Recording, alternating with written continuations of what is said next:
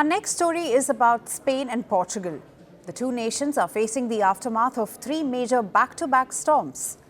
Entire towns in southern Spain remain submerged, while coastal villages in Portugal are battered by waves reaching over 10 meters. Floods, landslides and storm surges have killed people, displaced thousands and caused billions of dollars in damage. Meteorologists warn that more rain is on the way, threatening already saturated ground and vulnerable communities. Here's our report. Spain and Portugal are struggling to recover after being hit by three back-to-back storms in early 2026.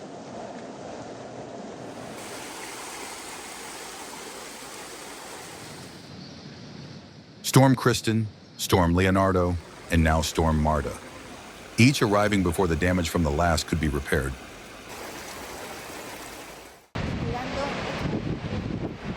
Storm Marta swept across the Iberian Peninsula over the weekend, bringing torrential rain, violent winds, and deadly flooding. In Portugal alone, more than 26,500 rescue workers were deployed as authorities warned conditions were becoming increasingly dangerous.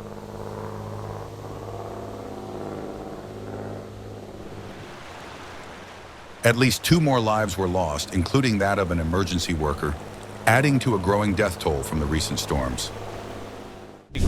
We've never seen a storm like this before. It's truly the first time. And now, with the tide rising, it's knocking all the rocks down, and the water is coming in even more.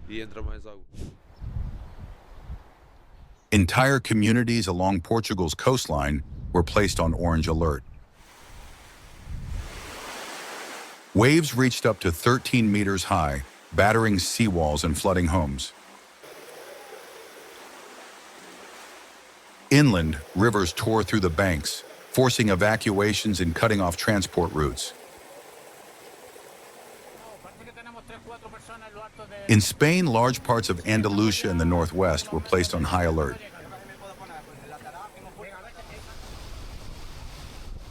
Saturated ground from earlier storms raised fears of landslides and structural collapse. More than 10,000 people were forced from their homes, with roads closed and rail services suspended.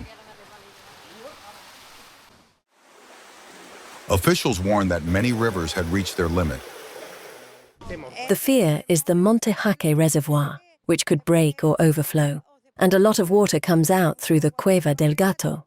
The station is what is most affected. The town is not, but the station is. There are also tremors from the water that comes from Grazalema. The human toll is mounting. Emergency shelters were set up across southern Spain as floodwaters moved through towns and villages. Red Cross teams provided medical and psychological support to displaced families. On the very day they began to travel from Grazalema to the city of Ronda, when they arrived here, we already had 60 beds set up, and we also had a team to care for them, of professionals, psychological care, social workers, etc. The financial damage is also severe. Portugal's prime minister says damage has already exceeded $4 billion. Farmers across Spain report severe losses after fields were submerged for days. Meteorologists say the storms are part of a volatile weather pattern affecting southern Europe. Heavy rain is expected to continue across Spain, Portugal, and parts of France, before eventually shifting toward Italy and Greece.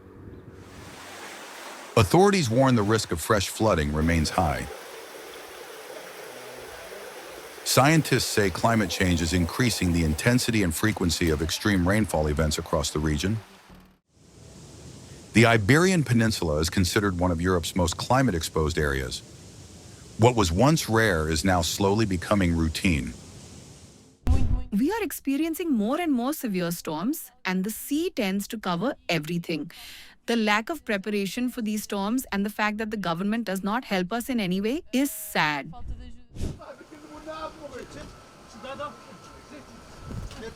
Beyond Spain and Portugal, the impacts are spreading. Severe storms have also hit Morocco, displacing tens of thousands and adding pressure across the wider region.